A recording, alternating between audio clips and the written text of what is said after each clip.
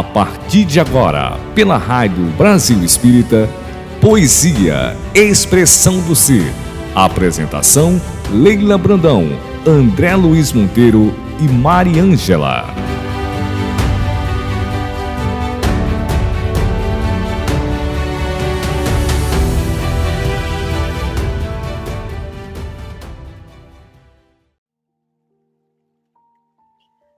Olá, queridos amigos da Rádio e TV Brasil Espírita de Alagoas.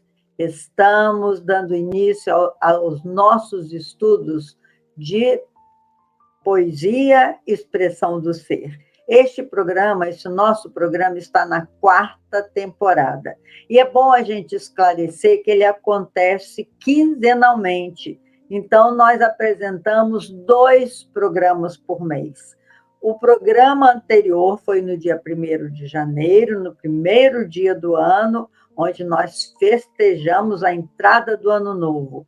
E este nosso segundo programa são 15 dias depois. Então, depois teremos 2 em fevereiro, 2 em março, 2 em abril, e de 2 em 2 nós vamos chegar ao final do ano de 2024 com vocês junto de nós. Nessa 4ª temporada, como nós já falamos, estamos num trio, que vocês já devem ter se apaixonado pelo André e pela Mari.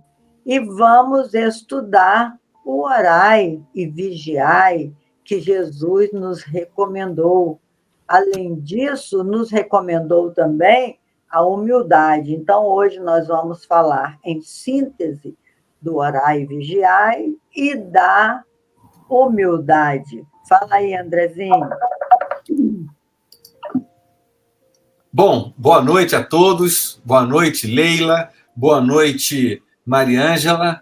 Mais uma vez aqui reunidos, né, nesse nosso grande desafio de estudar, dividir com todos que nos acompanham essa oportunidade maravilhosa de falarmos sobre o Evangelho, né?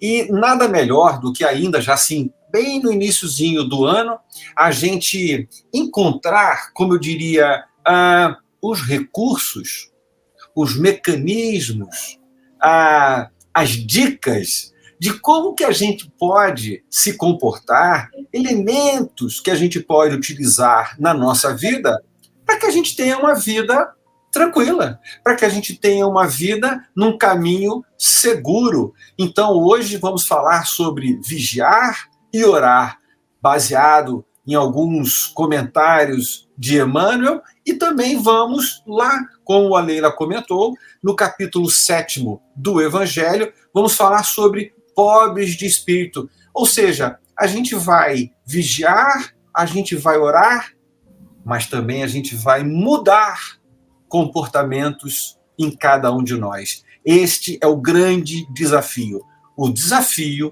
da reforma íntima, não é isso, Mari? Boa noite, André, boa noite, Leila, boa noite a todos que nos escutam. Realmente, uma pergunta que muitas vezes nos fazemos: por que eu tenho que estar sempre orando e sendo vigilantes? Quais são as características que nós trazemos enquanto espíritos imortais que Jesus faz este alerta, nos convidando a estarmos sempre vigilantes e sempre recorrermos à oração? É isso que nós vamos tentar hoje discutir. Por que vigiai e orai, segundo a recomendação de Jesus? Essa é a resposta que, ao final, esperamos que cada um que nos ouve possa ter construído. É muito bom isso. Olha, eu coloco sempre uma aguinha. Vocês devem também ter o hábito de que, quando for orar, colocar um copo de água, que nós estamos sempre acompanhados dos bons espíritos, que eles possam fluidificar a nossa água e a de todos vocês enquanto a gente está estudando. E a oração e a vigilância, meus irmãos, são muito necessárias para que a gente não repita o homem velho. Paulo de Tarso falava, vamos desvestir o homem velho e vestir o homem novo. Desvestir o homem velho, homem relacionado a homem e mulher, né? É tirar, é ficar atento às nossas imperfeições que nós trazemos de longas datas. Esses fantasmas íntimos que a gente tem, que Stanislav Grof, que é um grande estudioso da alma humana, chamou de ursos poderosos da nossa psique, porque a gente traz inscrito na nossa alma de uma forma tão forte as nossas crenças equivocadas, porque nós passamos mais de 1.500 anos encobrindo os ensinamentos do mestre. Nós passamos mais de 1.500 anos acreditando que nós éramos seres pecadores, cheios de pecado, a gente nascia cheio de erro, e que nós pagávamos pelos erros dos nossos ancestrais. Até a 4ª geração, a gente era responsabilizado pelos nossos equívocos. E não é bem assim. Cada um de nós, como Jesus nos falou, cada um de nós responde pelos seus atos. Todos os nossos atos têm consequência. E ele disse, a cada um será dado segundo as suas obras. Então, nós temos que vigiar as nossas ações, porque sem tomar consciência, a gente repete os mesmos erros de outrora. Por isso que Paulo de Tarso ele já tinha essa ansiedade. Ele dizia assim, o que eu preciso fazer, isso eu não faço. Mas o que eu não devo fazer, isso eu faço. Quem é que está mandando, então, em você? Quem é que manda em você, nos seus atos, nas suas atitudes? Se a gente não tomar consciência disso, a gente acaba fazendo tudo do mesmo jeito, do mesmo jeitinho, e criando dores na nossa caminhada, como a gente tem presenciado ao nosso redor. O mundo está cheio de aflição, cheio de dor, e aí às vezes as pessoas perguntam, mas tudo isso que a gente passa é porque nós erramos no passado? Não. Não é só porque nós erramos no passado, é porque a gente continua equivocado até hoje. A gente continua acreditando nas mesmas coisas. É como disse, acho que foi Einstein que falou isso, né? Se você põe um programa na sua cabeça e quer agir diferente desse programa, você tem que botar programa novo na cabeça, né, Andrezinho? Senão você vai ficar repetindo as mesmas coisas, achando que aquilo é certo. Então, a oração e a vigilância é uma recomendação grandiosa para a nossa vida, porque a gente vigia as nossas ações, e quando a gente não consegue domar as nossas imperfeições, como diz Allan Kardec, a gente apela para a oração. Senhor, me ajude. Estou fazendo tudo igual. Às vezes eu fico assim também, né, em frente à geladeira, que eu sou muito gulosa. Eu falei, gente, eu não estou com fome. Eu estou só com vontade de comer. Da onde vem essa vontade se não é um hábito viciante que a gente... Isso é um pequeno exemplo, mas isso acontece, né, Andrezinho? Fala aí.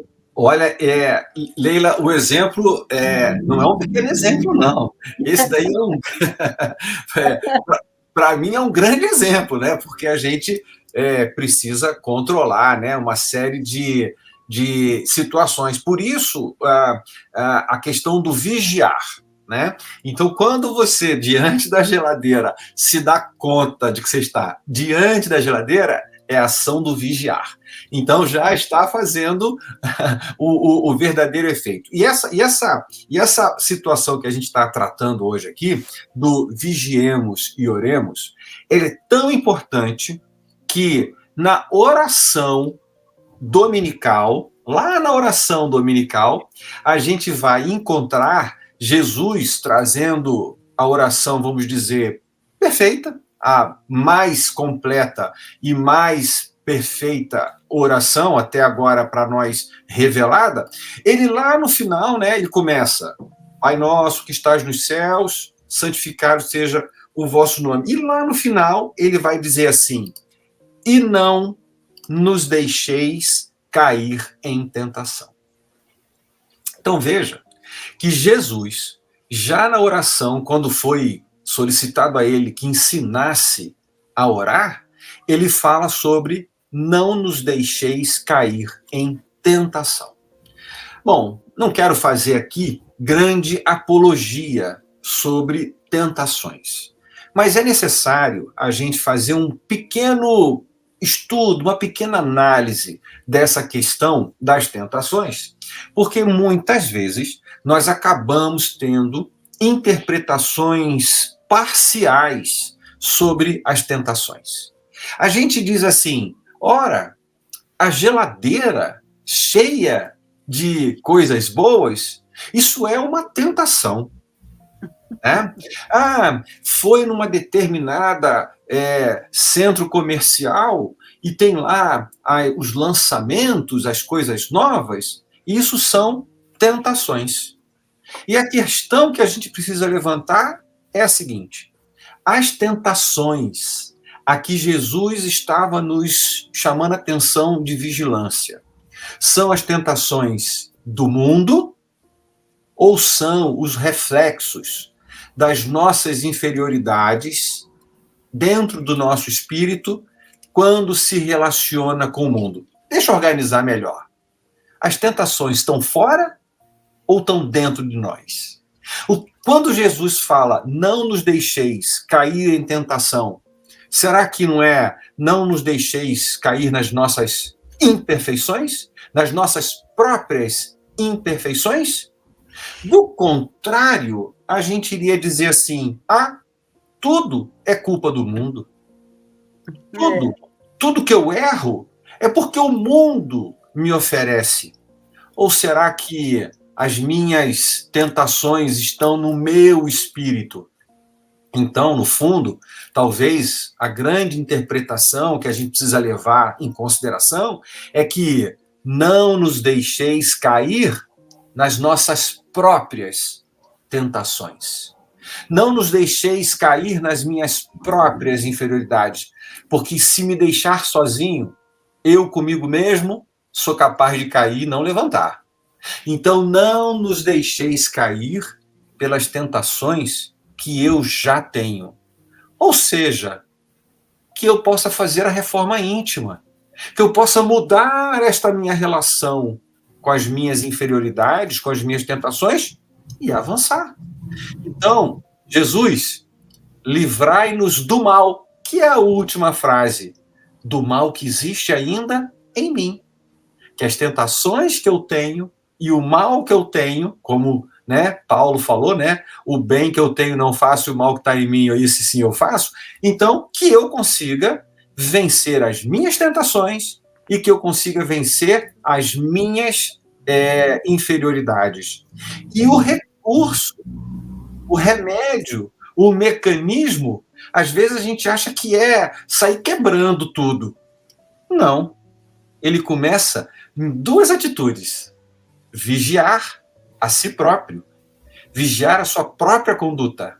E quando você se sentir razoavelmente enfraquecido para enfrentar a si próprio, pede ajuda.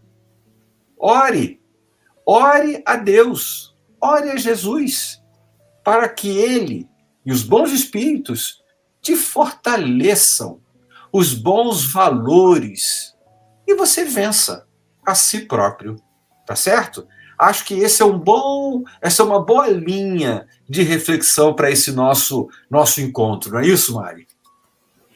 Certamente. E enquanto você ia trazendo essas reflexões, eu estava aqui pensando o quanto nós nos condicionamos a agir de certa forma. Porque em algum momento esses condicionamentos se instalaram, tendo em vista que o resultado nos trouxe alguma satisfação. Então, por exemplo, se você tem o hábito de ser mais guloso, e aí você enxerga uma mesa cheia de doces, você come um só e você sente um prazer tão grande que você não resiste e vai para o segundo. E vai se criando um condicionamento na sua mente que cada vez que você enxergar um prato de doce, você tem de novo a perspectiva de sentir aquilo que você sentiu quando você provou aquele doce pela primeira vez. E você se condiciona a ter esse tipo de sensação. Então, a questão da tentação é isso. Esses condicionamentos que nós, ao longo das nossas experiências como espíritos que somos, vamos nos condicionando a ter.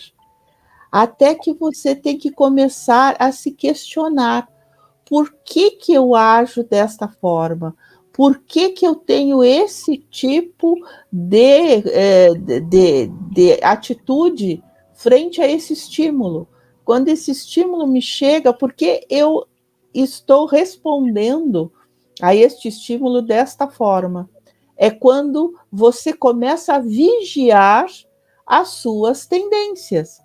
E você, então, vai refletir: mas eu preciso disso, né? Eu tenho que fazer isso, eu necessito ter esta sensação. E aí é que você vai entender por que Jesus diz: precisamos vigiar para compreendermos as nossas atitudes, os nossos condicionamentos.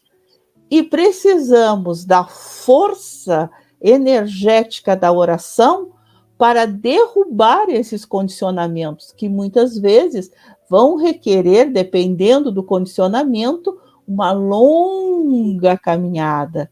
Então, a oração não é apenas para você receber o auxílio dos espíritos amigos, do próprio mestre, é também para você elevar a sua condição espiritual a fim de refletir com mais profundidade por que eu tenho ainda em mim essas tendências. Então, me parece que essas tendências, André, respondendo o teu questionamento, estão dentro. Os estímulos podem estar do lado de fora, mas a tendência está dentro. Creio que é por aí o meu raciocínio. É isso mesmo. Você sabe que Kardec falou domar, ele usou esse verbo. Eu acho muito interessante ele usar esse verbo, porque domar, para você domar um bicho, você tem que pegar as rédeas, né? Se for um cavalo, se for um bichinho, você tem que abraçá-lo com bastante energia. E ele fala: conhece-se o verdadeiro espírita pelo esforço que ele faz em domar as suas imperfeições. Então, ele usou esse verbo porque o esforço é muito grande, porque, como a Mário falou, nós somos seres condicionados. Cada estímulo, a gente reage de um jeito, mas quando nós repetimos, né, os mesmos condicionamentos, você automaticamente faz naquele mesmo modelo, determinado estímulo, você reage da mesma forma. Então, essa oração e vigilância e esse verbo domar é que faz com que a gente fique mais esperto, né? Hoje eu vi uma entrevista de uma senhora que é um sucesso lá em Juiz de Fora. Ela é diretora, é dona mesmo de uma grande empresa. Então, na entrevista, ela falou: o que eu aprendi é que precisa ter fé, foco e coragem. Então, esse fé, foco e coragem é exatamente o que os espíritos nos propõem, que a gente consolide a nossa fé, que a gente foque no nosso objetivo, no nosso propósito, e tenha essa coragem, porque é preciso ter coragem, essa vontade de vencer essas próprias imperfeições. Porque se a gente não tiver esse nível de consciência, né, não tiver uma consciência de que nós somos seres transcendentais, que nós não pertencemos só a esse planeta, que nós estamos aqui, como diz a Mari, numa escola, como aprendizes. Se a gente não tiver essa consciência, a gente vai fazer como o Zeca Pagodinho, deixa a vida me levar, a vida leva eu. E é uma gostosura, quando tudo está dando certo, você vai sendo levada pela vida até o momento que você toma consciência que a vida não pode ser só isso. Não é assim? Então, fala aí, Andrezinho, um pouco. Eu vou pegar essa passagem que a Leila tratou, porque à medida que a gente vai tomando conhecimento, consciência das nossas condições, a gente precisa ter, ao mesmo tempo, né, sem desespero, né? O processo do autoconhecimento tem como objetivo a elevação, a reforma íntima, não conduzir o indivíduo a uma posição de desespero. Eu tenho tantas imperfeições. Temos, né? Tem algumas frases de Emmanuel nesse texto, Vigiemos e Oremos, que ele diz assim: não te proponhas desse modo atravessar o mundo sem tentações. Não pense cada um de nós que a gente não vai ter. 100% dos espíritos encarnados na Terra estão passando por tentações. E o mais interessante é que o conjunto de tentações característico deste grupo de espíritos é o que estabelece o planeta de provas e expiações. Então, a gente só vai, isso aqui é uma coisa muito importante, a gente só vai ultrapassar esta barreira, esta faixa evolutiva de provas e expiações, quando as tentações inferiores não dominarem mais as nossas condutas. Então, veja bem, isso é muito importante, a gente, né, tem que ter a consciência de onde estamos, para onde vamos e como fazer isso. Este processo de autoconhecimento, ele não é depressivo, ele é renovador, ele é esperançoso, porque ele, inclusive, dá o mecanismo de avançar.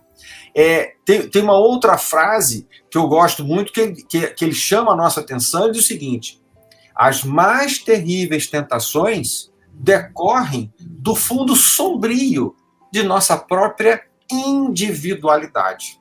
Ou seja, mais uma dica que o nosso amigo Emmanuel está nos dando. Quanto mais voltados para o indivíduo, para o egoísmo, para si próprio, menos vamos encontrar os recursos da elevação. Então, apesar de estarmos tratando com o lado sombrio da nossa individualidade, a luz que vai vencer esta sombra vem do próximo, do amor ao próximo.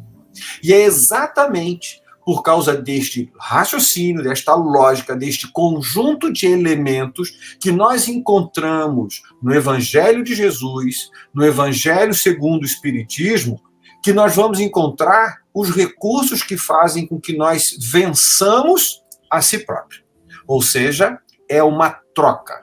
É substituir, vou colocar aqui para a gente acompanhar, é a gente substituir o nosso orgulho com a humildade. É justamente fazendo com que a luz da humildade, em que a gente reconhece a grandeza divina, diante deste universo maravilhoso, que nós vamos vencer estas sombras do orgulho que existem dentro de nós. Então, o próprio mestre, ele nos traz este ensinamento, né? E Kardec traz o capítulo 7, quando ele diz: bem-aventurados os pobres de espírito. Mas, gente, eu não tinha que ter um espírito iluminado? E a gente, então, tem uma falsa interpretação. Acha que pobre de espírito é falta de luz. Não, muito pelo contrário. É justamente o humilde, o pobre de espírito, de seus valores mais simples e mais puros, que guarda a maior evolução. Porque ele conseguiu vencer a si próprio, o seu orgulho, a sua individualidade em favor da lei divina. Tá certo? Então, é nesse sentido que nós vamos compreendendo as dicas que Jesus nos deu para que a gente possa caminhar e fazer a reforma íntima, instalando definitivamente um comportamento humilde dentro de nós, diante do Pai, diante do mundo e diante dos nossos irmãos. Acho que aqui tem alguma coisa, não é não, Mari? Sim, essa é a primeira fala de Jesus no Monte das Bem-aventuranças, né? Quando ele vai falar das bem-aventuranças, a primeira é essa, dos pobres de espírito. E aí a gente entende que a grande aquisição dos pobres de espírito é a humildade. E o que é a humildade? É aquilo que nos tira da questão da vaidade, de nós nos considerarmos extremamente especiais, né? Então, você ter aquela imagem de que você é como a gente normalmente diz, de uma forma bem coloquial, né? A cereja do bolo. Ou seja, né? O resto do bolo não tem valor, a não ser aquela cerejinha que foi colocada no topo do bolo. Quando você imagina-se como a cereja do bolo e o restante não tem valor, você tem o orgulho, você tem a vaidade. E é aí que você tem que começar, é o primeiro round desta grande luta que nós vamos empreender conosco mesmo. Porque, ao fim e ao cabo, o maior adversário de cada um de nós somos nós mesmos. Nessa questão de nós sermos condicionados às mesmas práticas, de desconsiderarmos que somos capazes de vencer, né? E aí, muitas vezes, a gente diz, mas eu tenho a eternidade para fazer essa conquista. Só que essa eternidade, ela realmente é um fato, mas você está perdendo a oportunidade de avançar junto com os teus afetos. Os teus afetos vão progredindo e você vai ficando. Então, quantas vezes a gente vai deixar de conviver com os grandes afetos da nossa alma por teimosia, por orgulho, por vaidade, que é o primeiro degrau que nós temos que começar a combater. Então, o primeiro nível que Jesus nos apresenta é o combate às nossas tendências para que possamos adquirir a virtude da humildade. É isso mesmo. Vou colocar uma visão aqui, que foi os jovens lá em Juiz de Fora, que nós tínhamos um grupo de mocidade, e os meninos eram, assim, muito atuantes. A maioria universitária, a gente discutia muito a respeito das bem-aventuranças. A Mari lembrou bem, bem-aventurado os pobres de espíritos, que é deles o reino dos céus, a primeira bem-aventurança. Depois Jesus fala, bem-aventurados os aflitos, porque serão consolados, bem-aventurados os mansos, porque herdarão a terra, bem-aventurados que têm fome e sede de justiça, porque serão saciados. Então, o grupo discutindo a respeito, depois tem bem-aventurados, misericordiosos, são as 7 bem-aventuranças, né? Por último, Jesus termina, e bem-aventurados serão aqueles que serão perseguidos, caluniados e fazerem todo mal por amor a meu nome.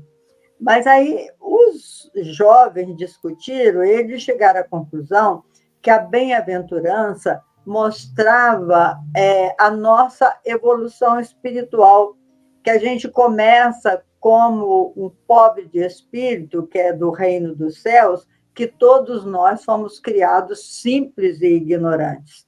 Então, esse pobre de espírito pode ser visto também numa interpretação de que seria o nosso início da caminhada. Nós todos começamos como pobre de espíritos, né? E depois, através das nossas aflições, a gente conquista a mansuetude, depois desperta a consciência do eu e a pessoa busca compreender a justiça, a pessoa tem fome e sede de justiça. Por último, vai ser pacificador.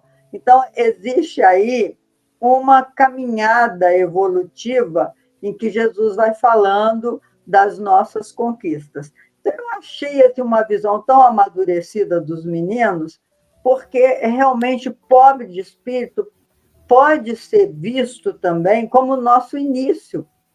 E a humildade já é uma conquista tão soberana que, para você chegar à humildade, você tem que passar por uma complexidade enorme.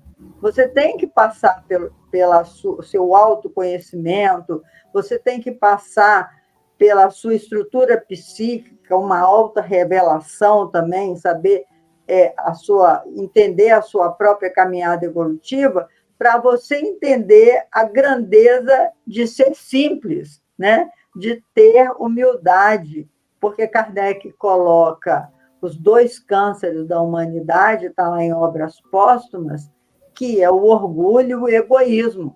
Então, o egoísmo é quando você centraliza no ego, na individualidade, e que Emmanuel fala isso, que são as sombras da nossa individualidade, né, que faz com que a gente precise tomar consciência delas para a gente se tornar melhor e para se tornar uma pessoa humilde. Então, quando você vê uma pessoa realmente humilde, não é porque ela seja ignorante, não é. Ela é humilde porque ela já passou por essa jornada de desafios do mundo e se tornou uma pessoa humilde. Então, a gente fizemos esses 2 focos de olhar, como os espíritos disseram, a humildade, como diz aqui, colocou bem o Andrezinho, combate o orgulho, que o orgulho é esse sentimento que a Mari falou, é a última Coca-Cola da festa, a cerejinha do bolo, né? É quando você se acha melhor do que os outros. Então, isso é um orgulho. E a gente traz, sabe, Mari, um orgulho milenar. Às vezes eu fico assim, impressionada com a quantidade de orgulho que eu mesmo trago no coração. Como eu tenho dificuldade de perdoar. Quando alguém me faz... Porque a minha mãe tinha umas frases assim, muito interessantes. Ela falava assim, quem me faz uma, não faz 2. Porque me fez uma vez, pode esquecer. Então, essa dificuldade que a gente tem de considerar que o mal que o outro nos quer é um bem para a nossa vida, porque como o meu pai já era diferente, ele dizia, minha filha, o inimigo nos faz um favor, porque os amigos contemporam com os nossos defeitos, mas os inimigos vão lá e vai na sua ferida, vai no que você tem de pior e põe o que você tem de pior para fora. Então, isso é um grande favor que os inimigos fazem para o nosso crescimento moral e espiritual. Fala aí, André, um pouquinho sobre essas outras considerações. Existe um elemento que a gente precisa pensar com relação à nossa ligação com o Pai. Vamos entender que, né, conforme a gente estuda no Livro dos Espíritos, né, que é Deus, causa, inteligência suprema, a inteligência suprema, causa primária de todas as coisas. Então, se nós somos princípios inteligentes, simples, ignorantes, mas princípios inteligentes, nós somos oriundos da inteligência suprema. Então, de fato, nós somos filhos de Deus. Nós somos criação de Deus. E de certa forma, há que se ter uma... Eu vou fazer um eufemismo aqui, né? Vou trocar a palavra. Há que se ter alegria de ser filho de Deus. Eu não posso dizer que a gente tem que ter orgulho de ser filho de Deus. Nós temos que ter alegria de ser filho de Deus. Por quê?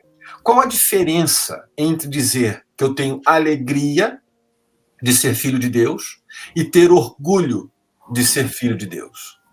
Quando eu digo que eu tenho alegria de ser filho de Deus, eu estou olhando para a bênção de Deus que recai sobre mim. Eu sou alegre por eu tenho alegria por esta bênção. Quando eu digo que eu tenho orgulho de ser filho de Deus, eu olho para o lado e digo, eu quero dizer para vocês que eu sou filho de Deus.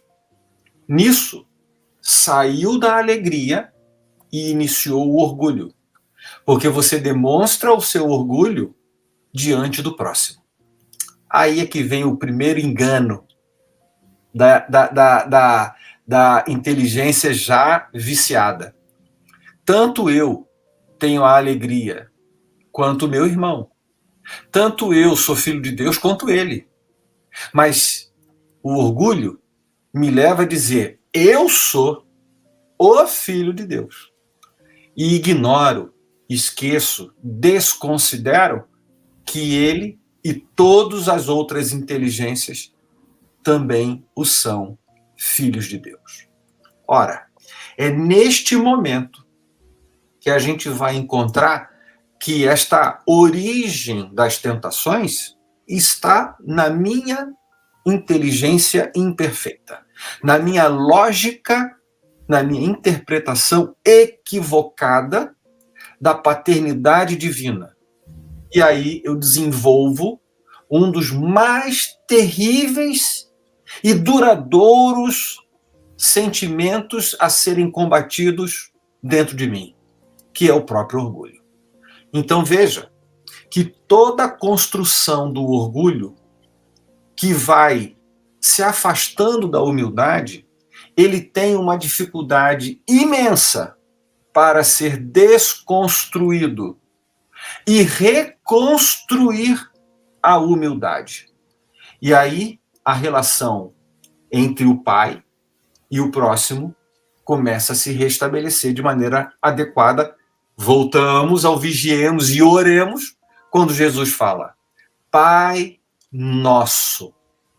Ele não fala meu pai, meu Deus, Deus meu, só meu pai. Ele fala Pai nosso. Ele, no primeiro momento em que fala pai, ele desconstrói toda aquela ideia de juiz, de punição, e aproxima. Mas, de imediato, ele liga a nosso, não dando espaço algum para que se construa qualquer relação de individualidade com o Criador. Então, Pai nosso, que estás nos céus, é a primeira dica que Jesus nos dá, e aqui Emmanuel faz uma colocação muito legal.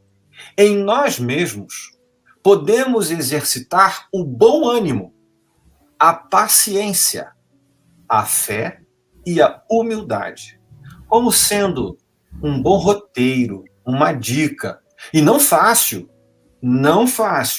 desafiadora, para que a gente vença esse orgulho que se instalou na nossa equivocada interpretação da herança divina. Então, são essas, colocações que a gente precisa relembrar e que insistentemente o Evangelho vem combatendo para que a gente não caia nas nossas próprias tentações. E sabendo o quão frágeis somos, nós somos fortes em construir as tentações, mas somos frágeis em vencê-las, que aí a gente precisa do primeiro ponto da humildade, que é pedir ajuda, socorro. E isso vai ser feito por meio da oração. Na hora que o indivíduo modifica psicologicamente o ponto central da ajuda de si próprio para Deus, ele então está iniciando o processo de oração. Pai, eu preciso da sua ajuda. Não me abandone, porque sozinho eu não consigo. Começou a construção da humildade no espírito e na inteligência que está em desenvolvimento. É isso mesmo, gente. Que coisa mais desafiadora, desafiadora é a gente se reconstruir, né? Porque, na verdade, a oportunidade reencarnatória é para a gente trabalhar as nossas dificuldades. Mas interessante é que tem pessoas que se cobram demais. É uma questão assim, eu não posso errar, né? O Pablo Neruda tem uma frase que eu adoro, ele diz assim, quem pensa que nunca errou já morreu e não sabe, porque basta a gente estar vivo para a gente cometer os equívocos, porque nós somos imperfeitos e a gente muitas vezes se equivoca. E considerar que errou, que é um atestado de humildade, você dizer, não, essa vez eu extrapolei, eu me equivoquei, eu vou pedir perdão pelas coisas que eu fiz. Mas isso, meus irmãos, é uma conquista muito grande, essa humildade, porque a gente tem dificuldade de reconhecer as próprias limitações. E quando você é criado com muita dureza, quando você tem um pai que não te permite errar, que te castiga, que te pune, que não é o caso do nosso Pai Celestial, Deus, ele é misericordioso, ele botou a lei de amor, justiça e caridade, ele botou tudo junto, porque ele é pura misericórdia. Ele compreende que a gente não, numa existência só, nós não vamos trabalhar todas as nossas sombras. Então, trabalhar a paciência e a tolerância já é um caminho grandioso de elevação. Se você puder ser um pouquinho mais paciente, um pouquinho mais tolerante, você, quando eu digo isso, estou dizendo para mim mesma, a gente já se torna um pouquinho melhor. É preciso, a todo momento, a gente está se examinando, não com essa dureza de que precisa ser perfeito.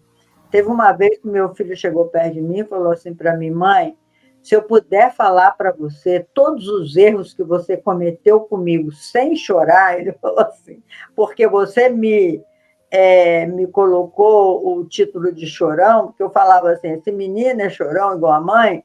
Então, ele pegou, foi duro comigo, falou, se eu puder te contar, eu vou te falar. Ele tinha 12 ou 13 anos, não sei.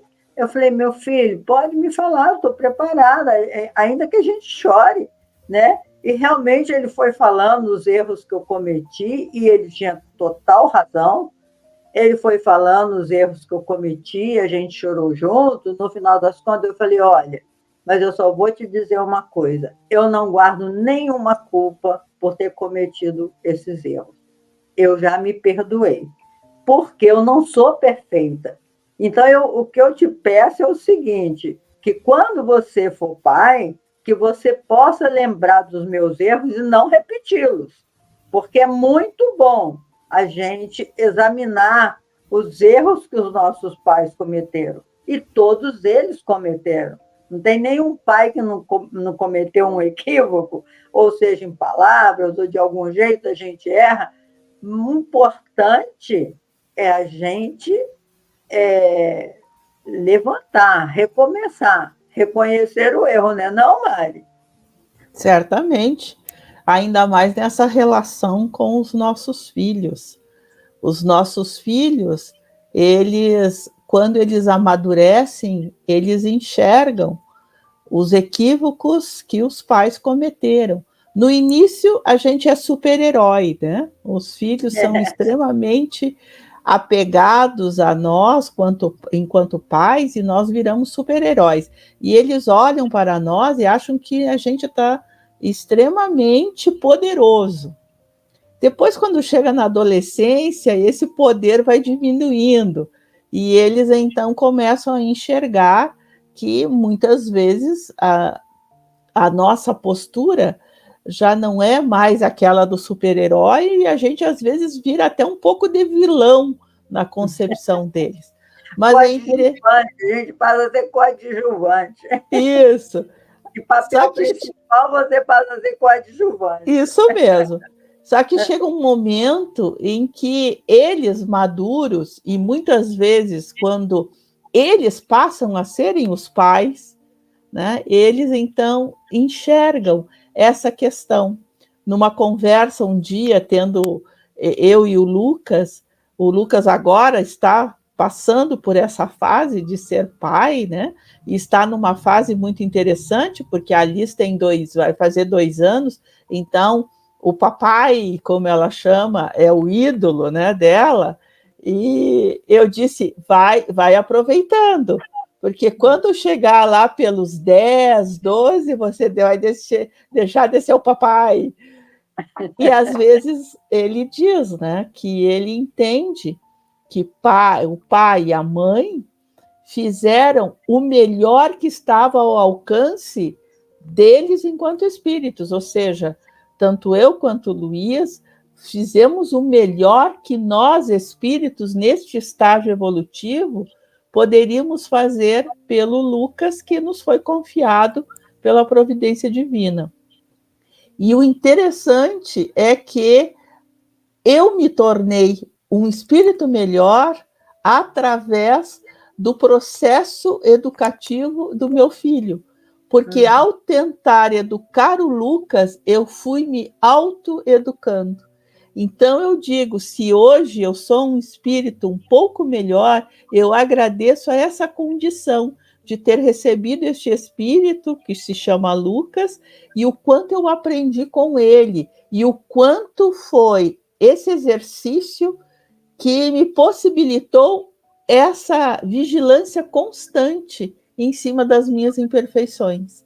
Então, o Lucas sabe, na maturidade hoje dele, que ele não tem uma mãe perfeita, ele tem uma mãe que luta para vencer as suas próprias imperfeições. Eu espero que esse seja o maior exemplo que eu deixo para o meu filho, que eu deixo para ele de herança. O maior exemplo que a gente deixa é o potencial amoroso, porque é o que eu falei com ele, meu filho, eu posso ter errado com você, mas numa coisa eu acertei. Ninguém te ama mais do que eu. Aí que nós choramos. Olha, eu estou aqui encantado com 2 mães carinhosas, amorosas, né? E aqui, eu sendo o único pai da mesa, né? E acaba que a gente fica olhando assim para vocês e vendo as relações de mães, né? A gente vê que realmente a maravilha da natureza, né? Em que Deus confia, né, os seus filhos, como acabávamos de falar, para serem também filhos de nós mesmos, né? Ter mães, né? Com esse amor que realmente fortalece e dá toda uma base, né? E a gente, na questão religiosa, na questão social, entende, vê a importância da base familiar, do núcleo familiar, né? E tudo isso, né? Eu já estou aqui caminhando para as minhas palavras de boa noite, né? Tudo isso fortalecendo, porque, de alguma forma, não só nós queremos chegar aqui no reino dos céus, né? Mas nós queremos chegar nesse reino dos céus junto daqueles que amamos, né? Que eu não quero... se um dia eu chegar lá, eu quero chegar lá e olhar e ver que eu fui o último a entrar. Que todos aqueles que eu amo já estão lá. Aí eu né? Eu quero, o dia que eu entrar, eu quero ser o último a entrar, de encontrar as pessoas que realmente eu amei e que elas, de alguma forma, esse amor contribuiu para o seu crescimento, né? E a gente sabe, como diz no próprio Evangelho, né? Kardec coloca, né? Diz assim, dizendo então Jesus que o reino dos céus é dos simples. Quis Jesus significar que ele é para os simples, né? Para a simplicidade de coração e humildade de espírito. Então, talvez o grande ensinamento, né? Que a Leila comentou, que a Mari comentou, que o Lucas comenta com a Liz, né? É a gente ensinar aos espíritos a serem simples, a serem humildes. Às vezes a gente quer ensinar que eles sejam matemáticos, físicos, médicos. Sim, pode ensinar tudo, mas tudo que for ensinado tem que ser com a base da simplicidade do coração e da humildade de espírito. Que a gente guarde, né, esses dois importantes elementos para nosso crescimento e para nossa evolução individual e de todos aqueles que estão à nossa volta. Eu aqui já fico com o meu boa noite, meu agradecimento por essa conversa tão agradável, esses depoimentos tão lindos dessas duas mães aqui junto com a gente aqui nesse trabalho. Muito obrigado.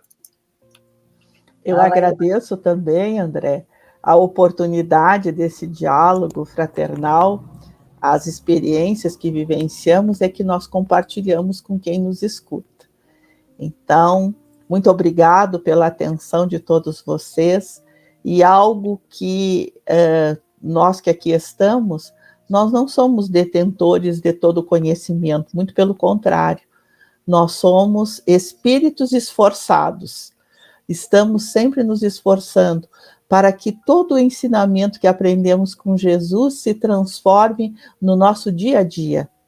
Eu, às vezes, algum tempo atrás, eu pensava o quanto eu ficava incomodada porque eu não conseguia fazer o bem espontaneamente. A primeira reação não era aquela que eu tinha aprendido com Jesus. E eu dizia, por que eu ainda não consigo, de pronto, responder ao estímulo como Jesus fazia? E até que um dia eu percebi que eu já consigo hoje frear o primeiro impulso, porque o primeiro impulso ainda me mostra o espírito antigo que eu sou, mas hoje eu consigo frear, e aí mesmo que seja por um ato da razão, eu já não consigo mais ser aquilo que eu já fui um dia. Isso já me deixou mais satisfeita, é um processo, nós não estamos prontos, nós estamos em processo. Então, para quem nos escuta, acalme o seu coração. Você está em processo e nós vamos chegar lá. E que bom que a gente tem almas amigas que estão sempre junto conosco. Muito obrigado por essa oportunidade de fazer essas conexões tão importantes que nos ajudam tanto. É isso aí, meus irmãos. Eu vou me despedir de vocês cantando o que na infância a gente cantava. Eu plantei a humildade, eu plantei a humildade no jardim do coração e colhi felicidade, semeando o perdão. Meu amor é verdadeiro, caridade me conduz ao mais belo jardineiro, cujo nome é Jesus. É a musiquinha da evangelização que fala dessa grande conquista que é a humildade. Muita paz para todos e até o nosso próximo encontro, se Deus quiser. Boa noite. Boa noite. Boa noite.